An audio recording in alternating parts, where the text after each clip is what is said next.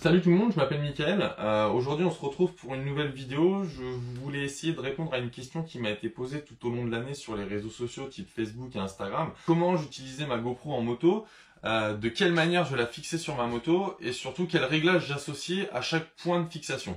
Donc je vais essayer de répondre à tout ça dans cette vidéo point par point. Je vous parlerai également du mode photo pour pouvoir faire des photos comme vous pouvez voir éventuellement sur mon Instagram. J'essaierai de vous détailler tout ça le plus simplement possible et le plus rapidement possible. Donc on se retrouve tout de suite pour le premier point, la fixation sur le réservoir qui permet d'avoir une vue de l'avant de la moto. Donc je vous montre tout de suite un exemple de cette vue-là et ensuite on se retrouve pour le point de fixation et les réglages de ce point de fixation.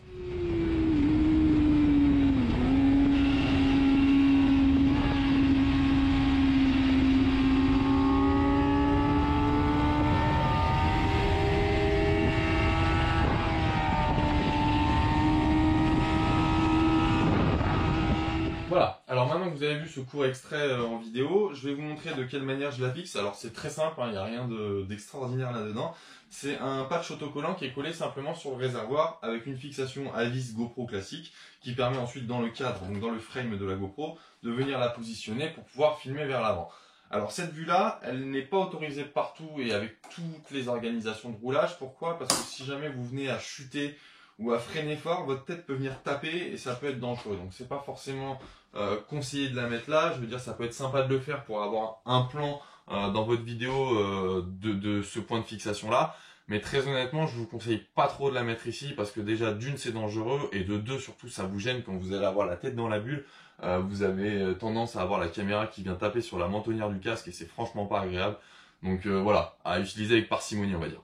Ce que je vous conseille plus à la limite pour pouvoir filmer vers l'avant, donc filmer votre trajectoire ou votre copain qui est devant, c'est d'utiliser donc directement une fixation sur le poly ou sur le carénage, pardon, en fixant la caméra vers l'avant. Alors c'est pour les réglages vidéo que je vais utiliser moi avec la GoPro en moto, ça sera toujours du 2,7K à 60 images par seconde. Ça permet de pouvoir faire un petit peu de ralenti, d'avoir une qualité d'image assez correcte et de pas être trop gourmand sur le volume des fichiers pour pouvoir ensuite les traiter en post-production. Ce qui va être très important et ce qui va différer de chaque point de fixation, pardon, c'est pas la définition, c'est pas le framerate, ça va être le cadrage. Donc le cadrage, quand vous allez filmer quelqu'un qui est devant vous, ou quand vous allez filmer la route qui est devant vous, vous allez toujours vous mettre en linéaire. Alors pourquoi en linéaire? Parce que le linéaire, si vous voulez, c'est un mode qui va permettre d'avoir une horizontalité totale, qui permet en fait, si vous voulez, de rapprocher le sujet dans l'image. Donc par exemple, si vous suivez le copain qui est devant, ça sera plus sympa de l'avoir plus rapproché dans l'image que quand vous utilisez le mode Super View, le sujet va être très éloigné dans l'image et vous allez avoir un effet globe. Donc c'est moins esthétique et ça perd un petit peu aussi en qualité d'image du fait que le sujet soit éloigné. Donc moi, si je peux vous donner un conseil, c'est vraiment d'utiliser le mode linéaire quand vous allez filmer devant vous, le mode linéaire toujours quand vous allez filmer derrière vous, et le mode Super View ou au minimum large quand vous allez vous filmer vous sur la moto. Donc on viendra par la suite sur les autres points de fixation qui permettent de se filmer soi, mais retenez bien ça, quand on se filme soi, c'est du Super View ou du large au minimum, et quand on filme un copain devant ou derrière, on utilise le mode linéaire.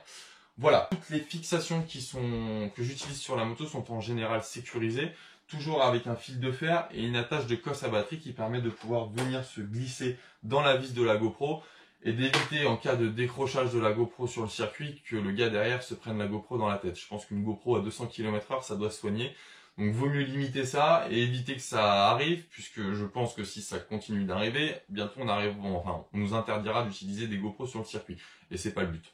Donc on se retrouve tout de suite pour le deuxième point. La fixation sur l'arrière de la moto, c'est un point de vue que j'affectionne particulièrement parce qu'il va ressembler énormément aux vues qu'on peut voir le dimanche en MotoGP. Voilà, donc je vous mets un petit exemple de ce point de fixation là tout de suite et on se retrouve ensuite après pour voir le point de fixation en question et les réglages.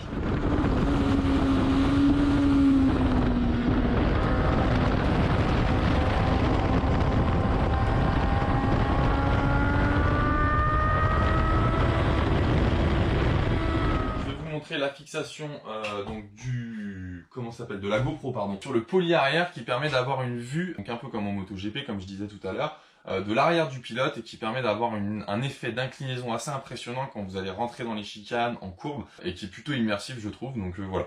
Donc je vous montre ça tout de suite, c'est très simple, toujours un patch autocollant posé sur l'arrière de la moto. collé pardon, sur l'arrière de la moto avec le système de fixation GoPro classique qu'on vient clipser directement là-dedans et toujours sécurisé, alors là il ne l'est pas mais toujours sécurisé par un fil à freiner avec une attache sur la vis du poli qui permet encore une fois de sécuriser la GoPro en cas de chute et en cas de décrochage pendant le roulage. Pour ce qui va être des réglages, donc on va se filmer soi-même, donc pour le coup on va utiliser le mode Super View et pas de large, je conseille vraiment le Super View sur ce point de fixation là. Après tout dépend du recul que vous avez par rapport à votre poli sur la moto, mais plus vous allez avoir un grand angle, plus ça va permettre d'avoir le casque, la combinaison, les à côté de la moto et vraiment avoir un effet qui défile sur les côtés de l'image, ce qui permettra d'avoir un côté immersif en plus. Je vous montre tout de suite un exemple de la caméra, mais dans l'autre sens, donc du coup pour filmer quelqu'un qui sera derrière vous, donc éventuellement un copain qui vous suit, si jamais il arrive à vous suivre. Et là pour le coup on va repasser donc en termes de réglage en mode linéaire. Je vous montre tout de suite un exemple de plan de caméra sur la moto, et on se retrouve juste après.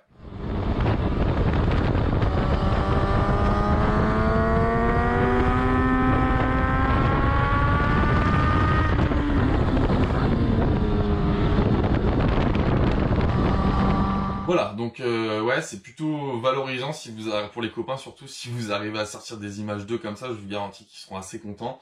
Donc c'est plutôt pas mal. Maintenant qu'on a vu ce point de fixation là, on va passer sur le point de fixation, je pense que vous attendez tous, et celui qui me plaît le plus, et celui pourquoi je fais cette vidéo surtout, c'est le point de fixation à l'avant qui permet d'avoir une vue du pilote de face et d'avoir vraiment une image assez impressionnante du coup du genou par terre avec de l'angle, comme on peut voir sur l'Instagram de GoPro quand Valentino Rossi utilise la GoPro. Voilà, donc je vous montre ça tout de suite. Je vous montre d'abord un extrait pour qu'on sache de quoi on parle, et ensuite on parle de réglage et de point de fixation.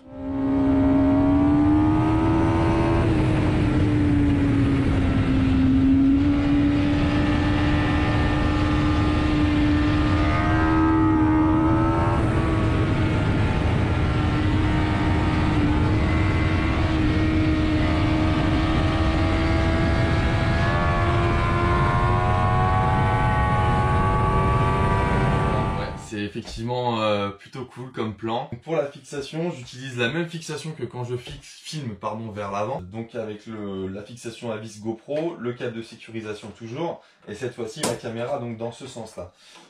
Ce qui va déterminer le résultat de votre image, ça va être le placement initial de votre GoPro, donc de savoir un petit peu où est-ce que vous vous situez dans l'image. C'est très important de faire des tests avant de rouler, et même de le faire au fur et à mesure. C'est ce qui permettra d'améliorer votre image à chaque roulage.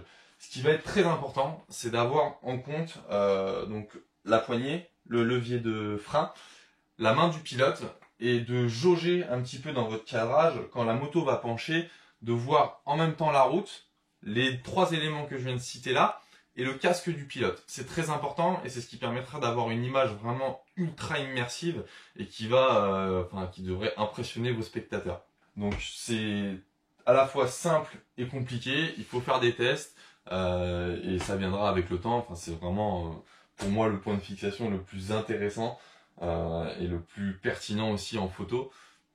Donc voilà, pour ce qui va être des réglages, donc vu qu'on se filme soi-même et surtout qu'on a un plan qui est quand même très étroit, je vais absolument vous conseiller le mode Super View et pas le large, parce que le large va, si vous voulez, quand vous coupez un petit peu la tête quand vous allez pencher, alors que le mode Super View va vraiment optimiser le grand angle et permettra d'avoir une image quand même moins tronquée.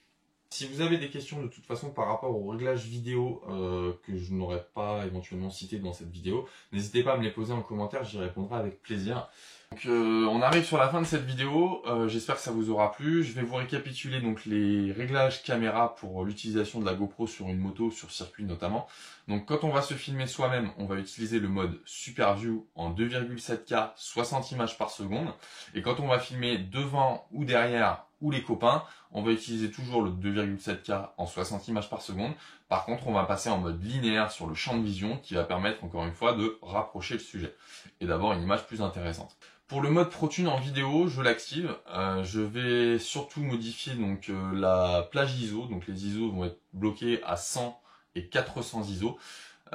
Pour ce qui va être des couleurs, je vais rester en GoPro Color parce que si vous voulez, j'utilise donc mes copains, enfin des potes aussi ont des GoPro et ça permet de pouvoir matcher un petit peu les images entre chaque caméra et d'avoir des couleurs qui se ressemblent.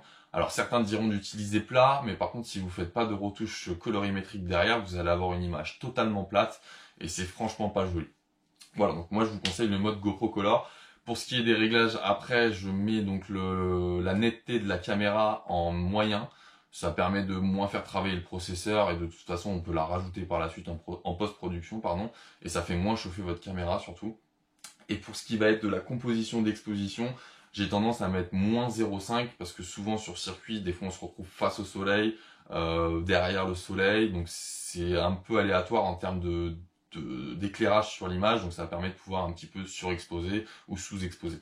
Voilà pour les réglages de la vidéo. Pour ce qui va être des réglages photo, j'utilise uniquement un seul mode, c'est le mode timelapse. Alors maintenant sur les nouvelles GoPro, ça s'appelle plus le mode timelapse, ça s'appelle le mode photo accéléré. Je l'utilise avec un intervalle de 0,5 secondes, toujours avec une plage d'ISO entre 100 et 400, et après les mêmes réglages que pour la vidéo dans le réglage ProTune. Pour ce qui va être par contre des couleurs, je ne vais pas utiliser le mode GoPro Color parce que là pour le coup j'ai vraiment envie de moi retoucher mon image en post-production et de pouvoir apporter mes couleurs ou de pouvoir les contraster un peu plus ou les sursaturer, surtout en moto, ce sont des images où on peut se permettre de sursaturer les images et de les contraster un petit peu. Donc vraiment je reste en plat pour avoir une grande liberté possible derrière et de moins dégrader l'image, surtout quand vous allez toucher au curseur dans Lightroom. Voilà, je pense qu'on a fait le tour. Encore une fois, de toute façon, n'hésitez pas à me poser vos questions en message privé sur Instagram ou directement sur les commentaires YouTube. J'espère que cette première vidéo vous aura plu. N'hésitez pas à me donner vos retours, constructifs si possible, sur ce que je pourrais améliorer dans mes vidéos. Voilà, je vais avoir la chance bientôt d'avoir la Hero 8 Black et la GoPro Max, donc je vais les recevoir normalement entre le 15 et le 20 novembre. N'hésitez pas, si vous voulez que je vous fasse un petit retour là-dessus, de mes premières impressions, mes premiers ressentis sur les caméras, mais je le ferai avec grand plaisir, donc voilà. Merci à tous ceux qui ont suivi cette vidéo jusqu'au bout, je vous souhaite à toutes et tous un très bon dimanche, et à très bientôt, salut!